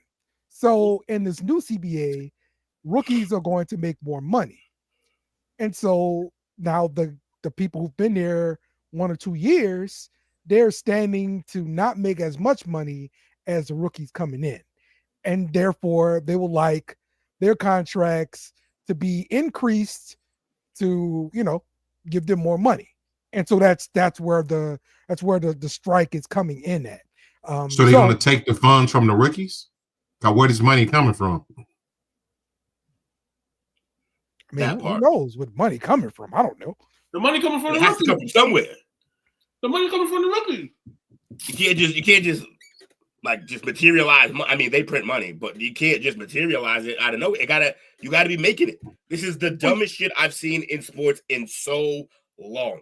Well, usually what happens is when, and I'm talking about just with typical companies, when you change the pay scale, everything gets moved up. And so you could get that the minimum salary is now 40,000 or whatever, so that moves you up a little bit. And I think that's what they're talking about. But that's when you're working with your own money as a business, as a brand. With their work, they're subsidized by the NBA still. Yes. An NBA who are right now hurting themselves for the most part. Right. Viewership is down 30%. Yeah, but the WNBA viewership is up, which is why they're asking for more money. It's too soon, though. That 1 year of this is way too soon. And the only reason that it's up is because of the incoming rookies that are coming in. Okay, but still, no, you could say it's because of last year's class. You could say that's what tilted things, but the CBA is up, and so it's time to renegotiate. So no, I too soon. No, it's too soon. I mean, but I'm saying if you're at the negotiating table on that side, you're going to say, look at the numbers we just put up. The numbers are only going to get better. Yeah, they opted out last October. I mean, they to me, and this is just watching the women's game for so long. At some point, they were going to opt out. They always talk about how unhappy they are, and the people that are siding with why they doing it. Hey, you got to stand, but at the same time, play basketball. And I know you can't mix the two. You know what I'm saying? The strike with playing ball, because if you're on a strike, you can't play. You're not making no money. But let's see. I think they're gonna get what they want. This is the career underachiever who balls out in a contract year. This is what this is. And they're but here's the problem though. The ratings are up. But how much has they seen in revenue because of that? It's only proof of concept for a season. They need to wait. They don't have as much leverage. Now, if they waited, every CBD, CBD, every CBA, every CBA has a different amount of length. How long it's going to be? I would sign something short term. There you go. That's probably the best meet in the middle that they could possibly have is a short-term CBA between the two parties. Now, if she don't take her eyes too far apart, ass away from the fucking keyboard, man, I'm done with this girl. All she do is talk. All she fucking do is talk. Oh, see now you're attacking Angel again, and I'm going to have to get on you again. Dale, get on me. Dale, she looks she's like not, Sid. She's not worth what she's. She looks like Sid from Ice Age. Get over it. Yeah, for real, 100%. Sid. Here's my point. Like, I get that she's trying to be a leader and stuff like that, but it's really just clickbait, man. That's all she ever doing is clickbaiting. She's just baiting people to keep her name up. You want to be honest? To stay it's relevant. The Caitlin Clark deal. That ain't the Angel Reese deal. It's the Caitlin Clark deal. She brought the eyes. Shit. Ironically, if they go on strike, it'll be at the end of the season in 2025. It'll be the end of the season. Hey, I'm not mad at the ladies. Go on that strike. And see what you can get out of it, dog. Let's see. So basically, it'll be 2 years. It'll be 2 years of what you produce. If year 2 can produce what year 1 did plus more, you go to the table and then you fight for your rights, man. But fight for your rights, ladies. As a person of the game, fight for your rights, man. Fight for it. You know what? Girl averaged 12 boards a game on her 8 missed shots. Now you're the background. I was trying to switch between the two of you. And the only reason why we hear her talking about it is because she has a show, a podcast. She has a show in which she's talking to another WNBA player in regards to it. So it's more than her that this wants this to be. Thank you. We don't know who else wants this strike. We don't know. But Angel Reese is gonna make a lot of money. None of them threatened though. Huh? Whoever else wants it, I didn't hear none of them threatened in the league. She threatened to strike. She literally had to call. I can go find it. I'm sure you can find it. I think she's been on. I think her and Carrington are the only ones that have spoken up. Yeah. Mm-hmm. It was on our podcast. That's the reason why. That's the reason why it's out there. I was gonna start. That she said. Start. Yeah. Then go start. You gonna hear more. Also, from a players' association standpoint, if that is your plan, why are you tipping your hand and telling people? And is she gonna be your spokesperson? If she's the face of your movement, she's not. Just based off of the podcast, she was like, I gotta start going to some of the meetings. That's what she said. So get her out of here, man. I'm done. She's a rookie. I mean, I always expect her to be involved in the meetings of the CBA. I mean, come on. No, right. I don't expect her. That's why she need to be quiet. She should be speaking up on it. She has a vote. She's entitled to her opinion. That's only because she's from LSU. Go Tigers, if you want to become famous and make a lot of money like Angel Reese and like the rest of the people I keep telling y'all about, you need to come to LSU. I'm trying to tell y'all. Shake the money trees. I was just thinking that, Will. All right, let's get to the NBA here. I'm fumbling, bro. Anthony Davis has been assigned to the G League to get back into shape and come back to the Mavericks. Coach, talk about this since it's your team. I think this is more out of a necessity because I think either today or maybe next Monday they run. I think it's next Monday when all these contracts and everything run out, all these two-way contracts and things like that. They run the risk of having to forfeit games. So I think they probably moved him there to open up a roster spot so they can at least fill the team. I think when they played Philly yesterday, I think they had 8 people suit up, maybe. That's as long as I'm not mistaken. You can't suit up with 7. You can only suit up with 8 or more. Dale, put my tech graphic up. because I'm tired of this shit, man. Yo, they need to be investigated. Why? Because what y'all doing is an embarrassment of justice, man. It is absolutely disrespectful to the game of basketball what the Dallas Mavericks are doing this year. It truly is. Now, I know they got a little unlucky with Kyrie Irving getting hurt, but like it's honestly, they're disrespecting the game of basketball now. It's beyond just them not being good. Like, they're literally disrespecting the game. How? Because they're doing everything they can at every turn to not put out a good product, to try to force the hand of everybody's been hurt. This has been going on since we tipped off. You know who wasn't hurt? Luka Doncic. And he's still not hurt. Yeah. And you traded for a guy who's always hurt to go play next to another guy who's always hurt. So, yeah. Just keep losing. I like this. Y'all keep winning, P Dollar. Y'all keep winning. Yeah, it's been pretty bad, man. Even if they get the bill passed and they get gambling and all that stuff, I want this whole ownership group needs to bounce already. Done. Yeah, I am over the ownership group. I don't like this. I don't like the hit piece they put out on Luka. Mark Cuban would never.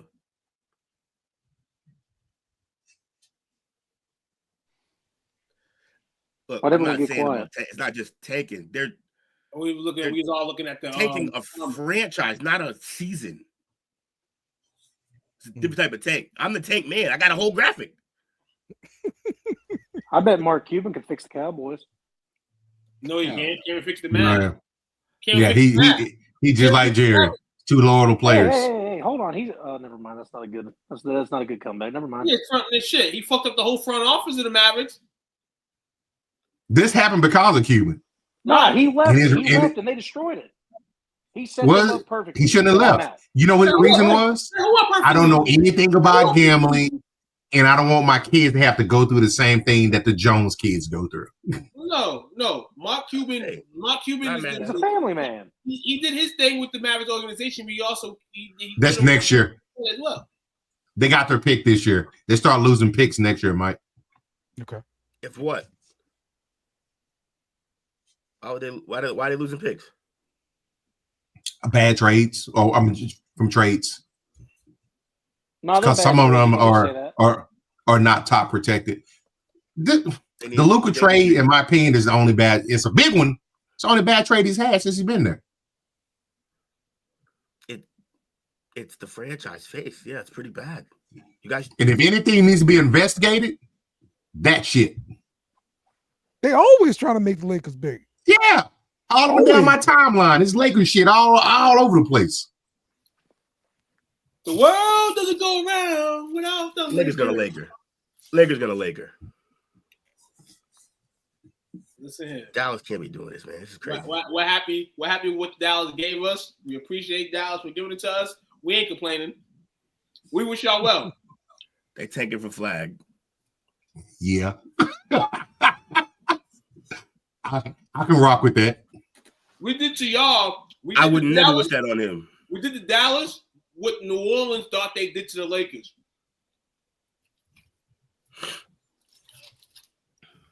Because when we traded AD, everybody's the crayon was the Pelicans got the best of that trade because of what they got. But how long did those players stay? And then up until Ingram was gone, yeah, you see the turmoil. So basically, this is a reverse shamble with Anthony Davis in the trade. That's what it is, man. He's back. He's only playing back this season because of what Cole said, but also as well, you're getting paid, homie. You can play, homie. You gonna play, homie. Anthony Davis, I think he lost his right to exercise that he doesn't want to play basketball for the rest of the season. I think he lost that when he got traded. Why would he want to play basketball on that team right now? He has to. He's the corner. Apparently not. He's the cornerstone right now of the team. He has to play. He's not severely injured. He has to play. Especially based on the comments that he's come out and said, yeah, Luke was gone, but I'm here now. All right. continuing on with NBA, let's talk about this confrontation between LeBron and Stephen A. Smith. I'm seeing some videos where Stephen A. is talking about the conversation and how he came to him and all this kind of stuff. What you guys' thoughts on this confrontation between the two?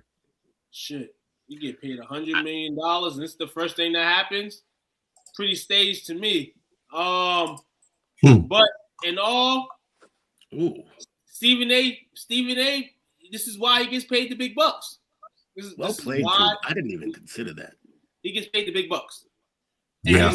now he's a $100 million man now. So now this can come from everybody in the league now. And now LeBron's painted in his face. We always talk, not us, but the public always talks about the Jordan LeBron debate.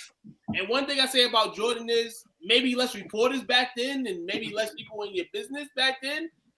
But you've never seen, even with Jordan's sons, you never seen this with MJ. With LeBron was painted, it's in his face to be the villain here. Stephen A. did the right things. Stephen A. on his platform, ESPN, didn't go crazy. But he can go anywhere else and not act like himself. And that's what he did. He went on Gilbert's show, let the conversation go in his eyes. The chain on. You see, when you got Stephen A. Smith with the chain on, you know he's gonna get a couple swears in there, But yeah, man, LeBron, Don't do this, Mike. Now, man. He's a pro now. Cut it out, Mike. People can talk shit. And like Stephen A. Smith said, man, this is on you, brother. You brought all this to the light, brother. So now you're gonna have to live with it. Laying your bed. Mike, he ain't say shit to Chill because Chill was saying a bunch of bullshit. You happen to run into somebody who literally watched that podcast the day it came out because I watched the Flagrant 2 podcast religiously. No, Chill was in there. If you watch that podcast, Chill was in there saying the craziest shit imaginable. Like just off the wall type of shit to the point where it made, if he was telling the truth about that shit with Braun, he probably shouldn't have said the rest of the crazy shit he said because it killed all his validity. He doesn't go after homie either. He doesn't. LeBron's not going to go after Shane Sonnen and Kobe Covington. He's not going to go after those guys. Fuck them guys. Stephen A. Smith is basically in his bracket, and now he's paid $100 million. You're paid $4 years, $100 million. This is why, Mike, Patrick, we're telling you, this man got paid a projected $100 million. He said he didn't get paid that much, but $100 million, and on that same day, LeBron comes in your face at the game. Hey, yo. That's crazy. Oh. That's how that happened. That's how I seen it. As soon as I seen it, I said, yo, really? He's in a different tactic. You know what? Yeah. I'm going to piggyback off there with you, too. You're right about that. This is all about being out in front of the cameras because he's also is being considered as a candidate for the presidency in the next election. And if you look up, he's making his circuit along on the CNNs, the Fox Newses, all the different podcasts. He's everywhere now. I'm with you, too. He ain't slick. Because he's been talking about LeBron. Him and LeBron at some point just had a distinct where they was nothing. Like you see Stephen A. with all the top stars of the past. Him and Kevin Durant's not on good terms no more because he's physically on TV, coming at Kevin Durant the way Kevin Durant don't like it. And hey, it's his job to do this stuff and critique you. He's critiqued the best of the best. Him and Kobe, he used to critique Kobe to work, but him and Kobe can get on the phone. Like Stephen A. Smith said, you can get on the phone. You can call me. We got a conversation. I know Rich Paul. I know you're the guy that runs your ship. And Rich Paul, he said, was basically like LeBron could have hollered at you on the telephone. But LeBron was feeling a certain way that night. You know what I'm saying? For all that, hold on. And then what LeBron do yesterday? Live game yesterday. Kicks his son off the bench. His son's in uniform, playing. You're not playing. And you told your son to sit on the floor during the live game. And you wonder why people are over here critiquing your son and talking about you and all that in the same light. Make it make sense. LeBron decided to play the dad card in this moment, but I think he's out of line. You put your son front and center. That's what you're supposed to do. You help your kids out. That's what you're supposed to do. But like, you gotta take the good and bad. Yeah, you can't shield it from everything. Also, LeBron, you're not helping Bronny by doing this. You're not helping him stand on his own too. If you want to always making him look soft. Like this. Nah, I didn't make Bronny look soft. It just made LeBron look more soft. Like, yo, relax. No, like, that's what I was saying. Making LeBron look soft. Oh yeah. Like Bronny gonna be fine, man. Like, yeah, he's in the G League or whatever. He's gonna keep playing there for a while. He'll come up. He'll be a backup point guard in the league, or backup guard. And I like Bronny's. I like Bronny's attitude towards it too, because he's not doing bad in the G League, and when they move him up time from time, he's clapping back at the fan. Your chain's fake. I loved it. I'm like, let him be him. Let him do his thing. He didn't say nothing out of pocket at all. It's just the payday now. Now LeBron feels like he's making that type of money now. He's in my lane now. I can beef with him now. I can do that. I think they might even just be helping each other, honestly. Oh no, that's what I'm saying. I think he's helping. I think you're killing two birds. LeBron don't need the help. Stephen A don't need the help either, but Stephen A can use it. No, I think for LeBron, I think the benefit that this might have for LeBron is I think some people there's definitely some people out there who wanted LeBron to step up more for Bronny. I think they're wrong. But I think they wanted that. And so now they got it. Win-win. Right. So they got to see that. So it looks like Bron can play the dad card, which is fine. And then Stephen A gets all this attention fresh on a new deal. Yeah. I don't think anyone lost here. The only person who lost maybe a little, is Bronny, really. Because he got to deal with everybody talking about him more for the wrong reasons, everything but basketball. I had to have a reunion with Skip Bayless, dog. I'm saying it's definitely possible that it's intentional. Yeah. It's clickbait, man. That's everybody's game now. Like all these bigger like publications are learning from the streamers, the YouTubers. No. We're not saying Kai of the world. This is not saying what. No, this my whole point is what I just said. He's getting paid $100 million now. So you gotta have something happen to this man making $100 million. This is something that we don't see in sports media. So LeBron going to him and saying what he says, this is definitely something that was planned. We just didn't know it would be LeBron James. I think the timing of it is extremely convenient. How many years or how long has Stephen A. Smith said things about LeBron or about the game or whatever? He didn't say anything wild. He didn't say anything out of pocket here. So it could only mean one thing, in my opinion. I actually think Tuke's right. I think they saw a moment that they could both strike while the iron's hot, and they did so.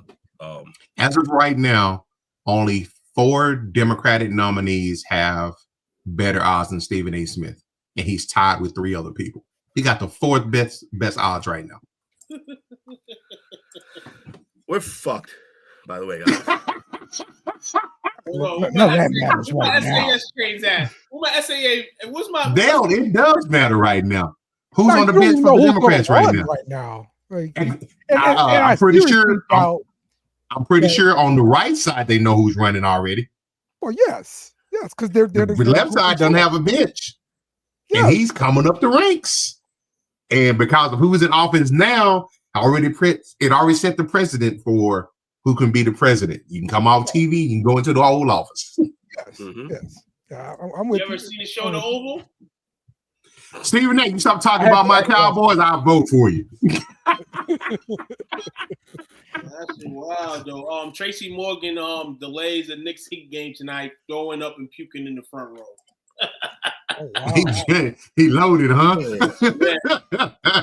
Damn, Tracy. What's going on over right now? All right. The last story for today comes from Major League Baseball. Let's go. Eovaldi was named the opening day starter for the Texas Rangers. Coach. Yes, this is wonderful news. He's opening day starter for the 2nd season in a row, which I don't think it hasn't happened since Kevin Millwood did it from 06 to 09. So only 6. Yeah. only 6 pitchers in club history since 72, when they moved from Washington, have made consecutive opening day starts. So shout out to my guy, man. Even though Bruce spilled the beans like about a week or two ago, but they made it official. I think, let me see, of those pitchers, he's the 7th pitcher in club history. Like I say, Millwood from 06 to 09, Ken Hill from 96 to 97, Nolan Ryan from 90 to 92, the great Charlie Huff from 84 to 85, from 87 to 89, Matt Lack from 80 to 81, and Dick Bossman from 72 to 73. Big boss man. Big boss man. Yo, hey, just in case anybody don't know, 6 a.m. tomorrow morning, Tokyo series begins. The Dodgers against the Chicago Cubs. So yeah, if you're up early in the morning, go catch the World Series champions as they try to go back to back. Cut that out. It's way too early for baseball. Huh? Nah, 10 days away from over the day, baby. I said, cut that out. It's way too early for baseball, man. That's how I feel about the rest of these seasons. 6 a.m., dog. Go catch your baseball, coffee. You know what I'm saying? Open up your sports apps and put a bet on the Dodgers to score more than 10 runs in this game. That's what they baseball should not be played in the cold. And in Boston, it's they play at the Tokyo Dome. They're playing at the Tokyo Dome. Yeah, no, it's funny. Tokyo Dome. That's good though. That's good. Bring more fans to the game. You know I love when they go overseas and stuff like that. Unless they send my team to Germany. Germany. Dale, did you see that link that I shared? Oh yeah. Speaking of the playing in the Tokyo Dome, this is not a video game. No, this is actually a replay from the Tokyo Dome. Wow. This is the end of sports as we know it. I don't understand. How is this not a video game? This is a video game. No, this is camera work. This is like Google Earth, but yeah, on the field. Okay. Some VR shit. Yeah. Do you guys? That's pretty cool though. On TV? I don't need to be that close. Absolutely. Video games on TV is who want to watch. If it's baseball, whatever can make the game interesting. Anybody plays video games? That's a good point. Play video games now. Listen to this. This is what you're doing. That's a great point. Will it be fascinating? Oh, it'll at least be that shit. Like we got to put some excitement in there, bitch. Yeah. Now here's my thing. If you're a baseball fan, you know you got to go to the game to have a good time. On TV, it does it no justice until the playoffs. It's boring on TV. Yep. Yeah. See, we'll have that problem with college baseball. Okay. All the games matter in college baseball, except for the midweek. That sounds like a small time problem, Dale. Yeah, it does. We got other shit to do. We ain't got to play a video game and watch the game. And I say that with the utmost respect because we have one of the best college baseball programs right here in my backyard in Dallas Baptist. And LSU did what to Dallas Baptist? They should. Look at the money. Have you seen the campus at Dallas Baptist? It's a blink and that bitch over with. It shouldn't even be there, but they are. I bet you they got a wall. They do have a wall. You are exactly right. I told you. It's a big ass marble looking wall. And it's right next to the Potter's house. Yo, y'all motherfuckers love walls down there. That shit's fucking comedy. Gotta keep them off our lawn. We don't like strangers like that. Where you coming from, stranger? Back from where you came. Happy St. Patrick's Day to everybody. Yeah, happy St. Patty's Day. Today St. Patty's Day? Yeah, today's St. Patty's Day. I'm old as fuck. I had no idea. I was wondering why somebody just texted me that. You're not the right crayon to enjoy St. Patty's Day. Jake, would you like to inform us about St. Patty's Day? No, I feel offended. He ain't Irish. You know what? And I don't drink anymore, so that's another reason why I didn't know about it. Jake is most likely to have green beer today. He probably already had. I got off work too late to enjoy beer. Pint of Guinness. Pint of Guinea. All right. Yeah, that beer's thick. Let's do some shout outs, y'all. Shout out to my man Rudy Gobert, man, who tonight after Andrew Rudy Gobert elbowed him back, and they both were ejected. So shout out to Rudy Gobert. Who the elbow back? Andrew Nimherd from Indiana. Remember the little 6'4" guard, the 7'3" Frenchman tonight? Only because he elbowed Mike Conley. He elbowed Mike Conley. So Rudy Gobert said, "That's my big bro, dog. I got you." I fuck with that. So shout out to Rudy K, dog. He played the enforcement role. Shout out to Rudy Gobert. He better play the enforcement role. He ain't doing shit else. Hey, Will, I gave a handyman a list of things to do to fix at the house. He did the first, third, and fifth things on the list. Turns out he only does odd jobs.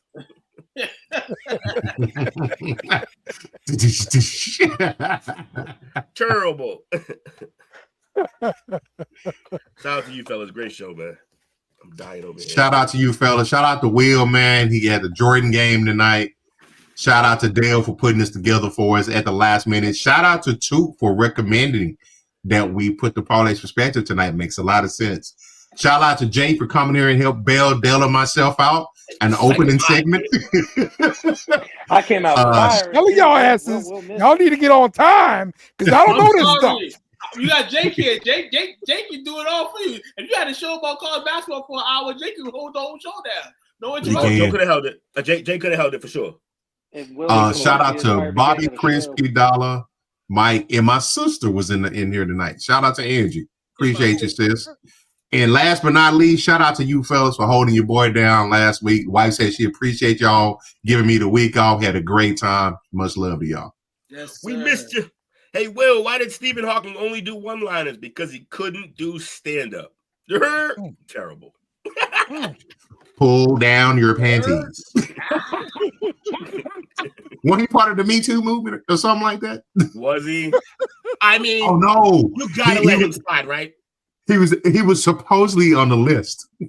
Yeah, but you gotta let him slide, right? Because fuck. Well, I mean, he can't run. Yeah, man. The Chiefs may want to go get a receiver in this year's draft. I hear you, Jake. I'm glad you heard it, Coach. I didn't hear him. Shit. You said you gotta let him slide with. Go ahead. Go. No, you got it, Jake. You said you got to let him slide with that. I was like, well, he can't run. Yeah, for damn sure.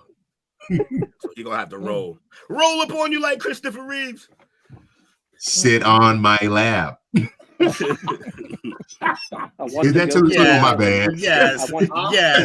Yes. I want to go to the island. I want to party. Oh man. Yeah, we are terrible. We are degenerates. We are dysfunctional at times, but we are the Parlay Perspective. Right. Be sure to tune in tomorrow for the Chop Up, where we're going to be talking about random foolishness. So come back and invite a friend. Listen invite here, an enemy. Tomorrow, listen here. We got somebody sitting, somebody a decent and cease. We're going to talk about it tomorrow on the Chop Up. Yeah, it's about to get real. I know less than when we started. Cool. Who's sitting where? Well, we will see y'all tomorrow then. How we ending the show, y'all? Let's just say Kanye's back in the news, everybody. All right. There we go. Y'all take care, himself. Man. Jake is home on 3. Party. 1, 2, 3. Jake's terrible. Jake is horrible. Sucks. Thanks for watching our show. Remember to subscribe for more shows on the network. Smash the like button, share, and comment.